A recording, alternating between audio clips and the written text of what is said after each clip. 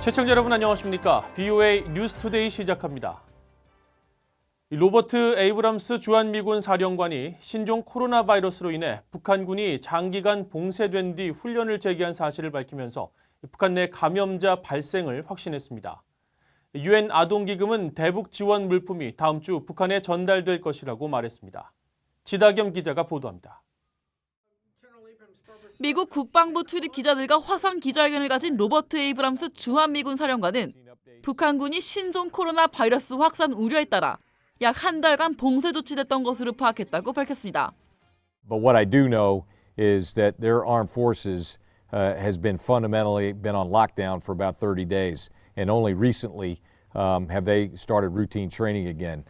As one example, they didn't fly an airplane for 24 days. 에이브람스 사령관은 또 코로나 바이러스 발병 사례가 없다는 북한 당국의 주장을 신뢰하기 어렵다면서 북한에 발병 사례가 있음을 확신한다고 밝혔습니다. You know, you've seen the public statements by North Korea that they claim that they have no COVID-19 cases. It is a closed-off nation, so we can't say emphatically that they have cases, but we're fairly certain they do. 이런 가운데 유엔 아동기금은 신종 코로나 바이러스와 관련한 지원 물품이 다음 주 중 북한에 도착할 것으로 예상했습니다. 대북 지원 물품은 현재 북중 국경 도시인 단둥에 있는 것으로 알려졌는데 쉬마 이슬람 유니세프 동아시아 태평양 지역 사무소 대변인은 13일 VOA에 안면 보호대와 보안경, 마스크, 장갑 등 개인 보호 장비와 체온계가 포함되어 있다고 설명했습니다. 또 지원 물품은 중국에서 육로로 북한에 전달될 것이라고 알렸습니다. 앞서 이슬람 대변인은 북한 보건성이 신종 코로나 바이러스 예방과 관련한 개인 보호 장비 지원을 요청했다고 밝힌 바 있습니다. 국제적십자연맹도 북한의 적외선 체온계와 유전자 증폭 검사 장비와 시약 세트 등을 보낼 예정이며 드네바에서 물품 조달을 마쳤다고 확인했습니다. 한편 국제적십자연맹은 신종 코로나 바이러스 여파로 북한 국경이 봉쇄되면서 경비 운반이 막혀 북한 내 수해복구 사업을 2개월 연장해 5월까지 진행하겠다고 밝혔습니다. VOA 뉴스 지다겸입니다.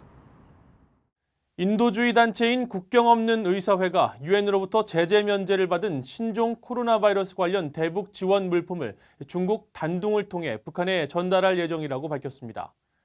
US 뉴스 등 미국 언론은 13일 국경 없는 의사회가 유엔 대북제재위원회로부터 제재 면제를 받은 지원 물품을 두 차례에 걸쳐 항공편으로 중국 베이징으로 보냈으며 해당 물품들이 육로를 통해 북중 국경 도시인 단둥으로 보내질 것이라고 밝혔다고 보도했습니다. 지원 물품 목록은 의료용 안경과 면봉, 청진기 등 북한 내 코로나 바이러스 확산을 막기 위해 필요한 의료용품과 진단기기 등으로 북한 보건성이 지난달 초 국경 없는 의사회 측에 지원을 요청한 물품들인 것으로 알려졌습니다. 도널드 트럼프 대통령이 13일 신종 코로나 바이러스 감염증의 미국 내 확산과 관련해 국가 비상사태를 선포했습니다. 트럼프 대통령은 이날 백악관에서 기자회견을 열고 신종 코로나 바이러스 퇴치를 위해 국가 비상사태를 선포하면서 주 정부 등에 약 500억 달러 규모의 자금에 접근할 수 있게 하겠다며 향후 2달이 중대한 고비가 될 것이라고 말했습니다. 트럼프 대통령은 미국의 모든 주에 신종 코로나 바이러스 비상센터를 설립할 것을 촉구하고 이번 사태와 관련해 연방정부가 학자금 대출에 대한 이자를 면제해 줄 것과 에너지 시장 지원을 위한 전략 석유 비축분을 구매할 것을 지시했다고 밝혔습니다.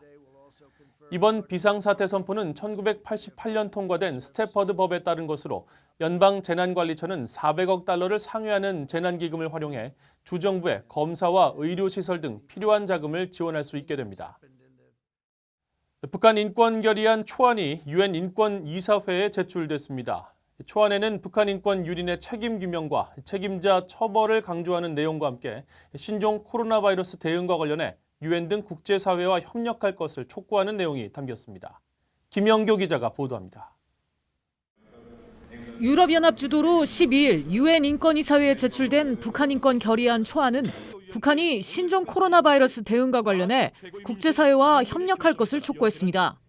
북한의 인도적 상황과 인권 상황이 신종 코로나 바이러스 위협 때문에 더 악화될 수 있다면서 북한이 유엔 등 국제사회와 협력해야만 독자적인 수요 평가를 근거로 국제기준과 인도적 원칙에 입각한 유엔 안보리 결의에 따른 지원을 제공할 수 있다고 강조했습니다. 초안은 또 북한에서 신종 코로나 바이러스가 발병할 경우 유엔 안보리 결의에 부합하는 지원을 적시에 제공하는 게 중요하다고 강조하면서도 지원을 필요로 하는 모든 주민들에 대한 국제사회의 자유로운 접근이 가능해야 한다고 적시했습니다. 북한 인권 상황과 관련해선 북한의 조직적이고 광범위하며 중대한 인권 유린을 가장 강력한 용어로 규탄한다고 밝혔습니다. 특히 살인과 고문, 공개 처형, 자의적 구금 등 반인도적 범죄가 북한 정권에 의해 자행되고 있으며 여성에 대한 지속적 유린, 강제적 실종 문제도 만연해 있다고 비판했습니다. 앞서 유럽연합은 지난달 43차 유엔 인권이사회에서도 북한 인권 상황에 대한 중대한 우려를 표했습니다. Given the continuing grave and systematic violations of human rights in the Democratic People's Republic of Korea, the EU will once again present a strong resolution focusing on the dire human rights situation in the country. 북한 인권 결의안 초안은 또 북한 당국의 반인도 범죄에 대한 책임 규명과 책임자 처벌이 이루어지지 않고 있다고 지적했습니다. 그러면서 북한 인권 상황에 대한 면밀한 접근을 위해 유엔 인권 최고 대표 사무소의 방북 허용을 북한에 요청했습니다. VOA 뉴스 김현경입니다. 한국 정부의 대북 인권 정책에 대한 우려와 개선을 촉구하는 목소리가 국제사회에서 커지고 있습니다. 미국 뉴욕에 본부를 둔 국제인권단체 휴먼 라이츠 워치는 성명에서 대북 협상이 무기 확산 문제에 집중되면서 인권에 대한 관심이 줄고 있다며 한국이 지난 유엔 총회 북한 인권 결의안의 공동 제안국으로 참여하지 않은 것을 예로 들었습니다. 이 단체는 미국과 일본 역시 인권 제기가 협상을 위태롭게 할 수 있다는 이유로 유엔에서 논의를 자제하고 있다며 이는 잘못된 접근으로 무기 확산 방지 노력과 인권은 서로 불가분의 관계라고 강조했습니다. 지난주에는 세계 67개 비정부 기구들이 연대한 북한 반인도 범죄 철폐를 위한 국제연대가 문재인 한국 대통령에게 공개 서한을 보내 한국 정부가 북한의 실질적 인권 개선을 위해 정책을 수정하고 압박을 강화해야 한다고 촉구했었습니다.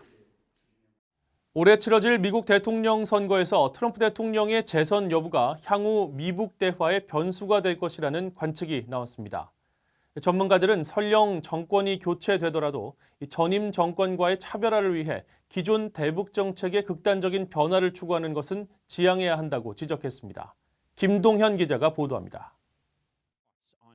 미국 워싱턴의 민간 연구기관인 미국 진보센터가 12일 미국의 아시아 정책을 주제로 연 토론회에서 전문가들은 올해 미국 대선이 향후 미국의 대북 정책을 가늠하는 큰 변수가 될 것으로 내다봤습니다.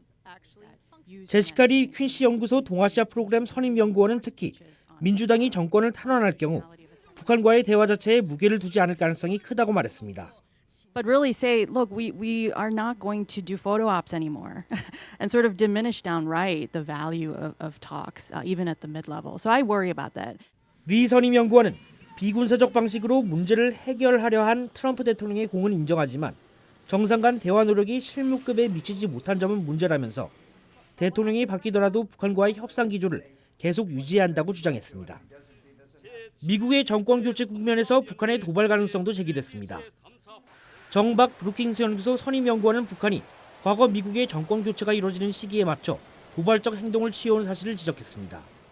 North Korea in the past has done a provocative action to show the new president, a la 2009, that this is the way we're going to play this on this game.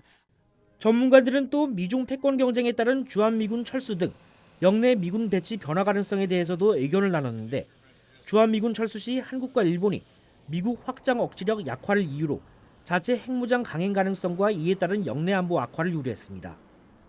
다만 미국으로서는 모든 영내 문제에 개입할 수 없는 만큼 기회비용을 따지지 않을 수 없다며 한국을 비롯한 동맹국들은 미국의 핵심 안보 위기 무엇인지 함께 이해할 필요가 있다고 지적했습니다. VOA 뉴스 김동현입니다. 전 세계적으로 신종 코로나 바이러스가 확산되고 있는 가운데 북한과 중국, 러시아의 국가 기반 해킹 조직들이 이런 불안감을 악용해 해킹 공격을 펼치고 있는 것으로 나타났습니다. 미국의 사이버 보안 기업 파이어아이는 최근 코로나 바이러스 관련 정보로 위장한 악성 이메일 해킹 공격으로 정보가 유출되는 사건이 빈번하게 일어나고 있으며 여기에 중국과 북한, 러시아의 국가주도 해킹 조직이 가담한 정황을 포착했다고 밝혔습니다. 이상으로 뉴스투데이를 마칩니다. 시청해주신 여러분 고맙습니다.